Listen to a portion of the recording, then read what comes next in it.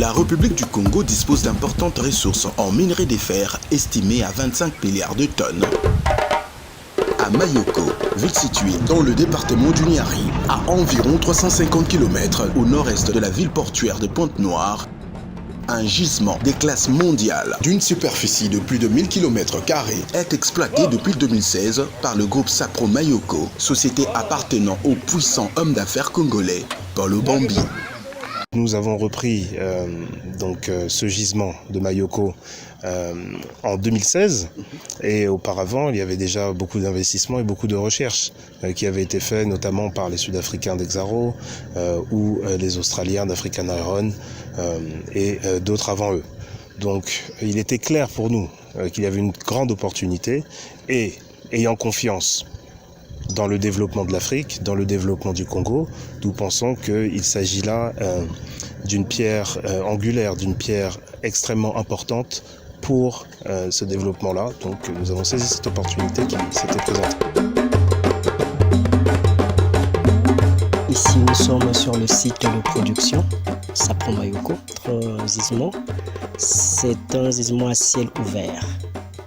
Et donc nous voyons déjà le fer qui sort de la terre et donc nous le prenons déjà depuis la surface. Nous avons du fer de très bonne qualité avec une forte teneur, une teneur de 68. Ce qui est à l'air libre, il y a beaucoup plus d'oxydation, donc il est très fort en teneur. Plus nous allons plus bas et donc la teneur diminue.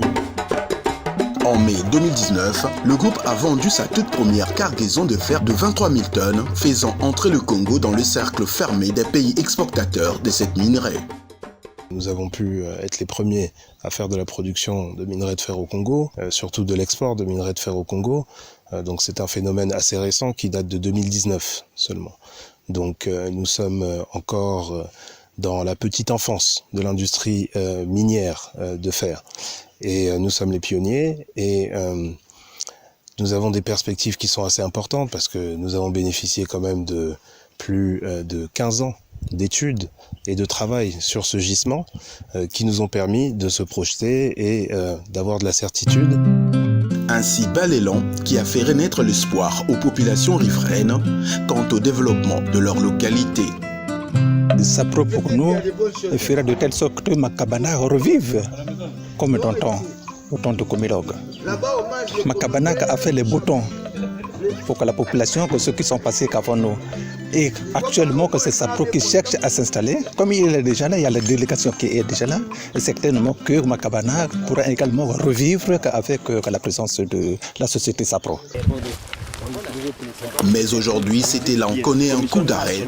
Les problèmes logistiques liés à la vétusté du chemin de fer Congo-Océan qui devrait assurer l'évacuation des minerais produits, mais aussi la pandémie de Covid-19 sont passés par là.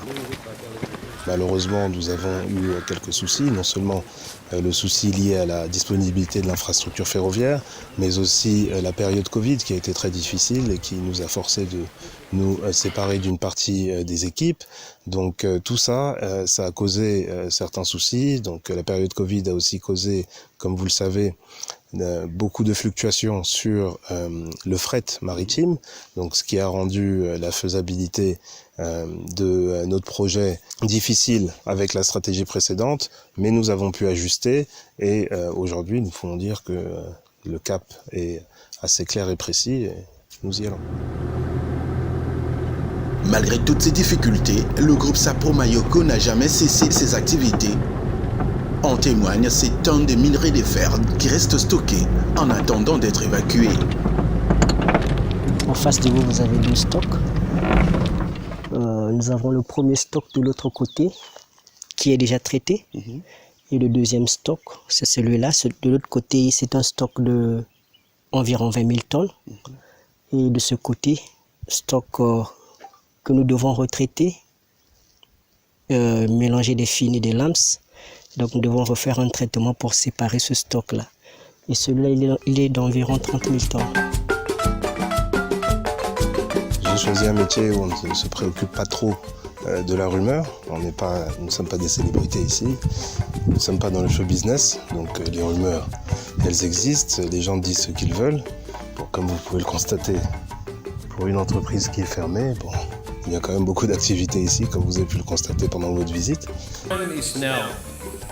En collaboration avec son partenaire Telo BD, le groupe Sapo Mayoko s'attaque aujourd'hui à la réhabilitation de la ligne de chemin de fer ex-Comilog. Vous connaissez les difficultés qu'on a pu rencontrer par le passé sur cette voie. Donc l'objet aujourd'hui, c'est de continuer cette réhabilitation. Tout d'abord avec des phases de désherbage, débroussaillage et abattage.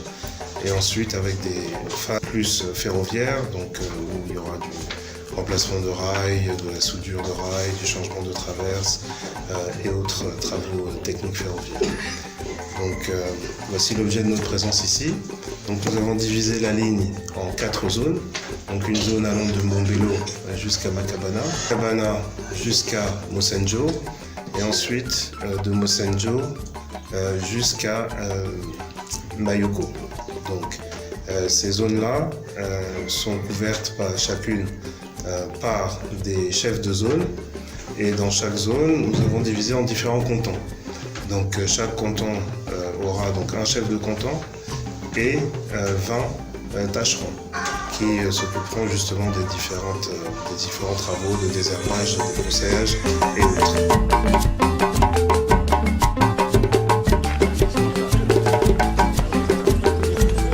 Une initiative à la grande satisfaction des populations et des autorités locales.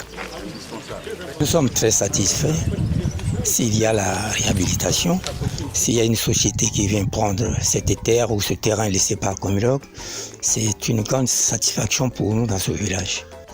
Les autorités, de manière générale, les populations des pays de Mayoko, c'est un motif de réelle satisfaction que de constater la relance de l'activité-là, notamment avec la réhabilitation de la voie ferrée. C'est pour nous une grande joie parce que nous avons que beaucoup de jeunes qui sont restés que sans emploi ici. Ils sont comme les jeunes qui sont devenus comme un peu désœuvrés, l'incivisme total dans la localité. Et pour nous, c'est une grande joie parce que ça nous permettra d'éradiquer le problème d'incivisme dans la localité. Pour s'assurer de la réussite de cette première phase de la réhabilitation lancée et fort de sa responsabilité sociétale, Sapo Mayoko mise particulièrement sur la participation de la main-d'œuvre locale. Ça se passe chez eux. Ce sont eux qui vivent ici, ce sont eux qui ont travaillé ici avec Comilog, ce sont eux qui ont assuré le succès de Comilog. Bon, Comilog n'est pas parti parce que ça ne marchait pas. Ils sont partis parce qu'ils préféraient passer par le Gabon. Donc, il y a des gens compétents au Congo, il faut travailler avec ces gens-là. Ils connaissent le terrain, ils connaissent l'activité, donc pourquoi se priver de ses expertises et de ses talents ? Ce qui est totalement du goût aussi bien de la population que des autorités locales, rencontré par Paul Junior Obambi, directeur général de Sapo Mayoko, alors qu'il effectuait une mission d'itinérance à l'occasion du lancement effectif des travaux de la réhabilitation de la ligne de chemin de fer Mombelo-Mbinda. Occasion pour les personnalités rencontrées de témoigner à Sapo Mayoko tout leur soutien. Absolument, que vous pensez que toute autorité, quand il est dans une localité, que pour lui, c'est pour chercher à ce que sa localité puisse aller de l'avant. C'est-à-dire que le développement de la localité. Je pense que nous, les autorités, nous ne pouvons pas laisser que ça prouve. Nous serons toujours avec lui, que la main de la main, que moins de difficultés, que nous, les autorités, nous serons toujours là pour les accompagner et apporter toujours notre pierre à l'édifice. Donc pour ça, Sapo ne peut pas vraiment être que seul et que nous serons toujours avec eux.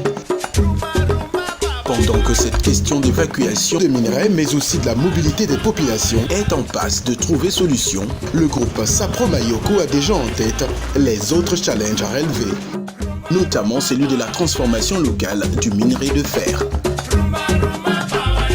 La question de l'énergie électrique, c'est un défi majeur dans les industries, notamment dans l'industrie minière. Pour l'instant, nous avons dû commencer avec des générateurs à diesel, parce que nous n'avions pas d'autre option, Mayoko n'étant pas connecté au réseau national pour le moment. Mais il est prévu dans les plans d'expansion d'apporter d'autres solutions. Donc par exemple pour le camp, il est prévu d'équiper d'infrastructures avec de l'énergie solaire. Nous avons quand même la chance à Mayoko d'avoir des cours d'eau environnants et sur ces cours d'eau nous pourrons placer donc des mini barrages, donc des barrages en fil de l'eau, et pour aller encore plus loin dans les capacités d'énergie, nous pourrons rajouter donc la connexion avec le barrage de Mourala, qui est déjà au stade d'études. Les études sont presque terminées et nous pourrons bénéficier de cette infrastructure d'ici 5 à 6 ans, normalement. Donc ça nous laisse le temps de préparer toute la partie métallurgie, qui est très énergivore, comme vous savez.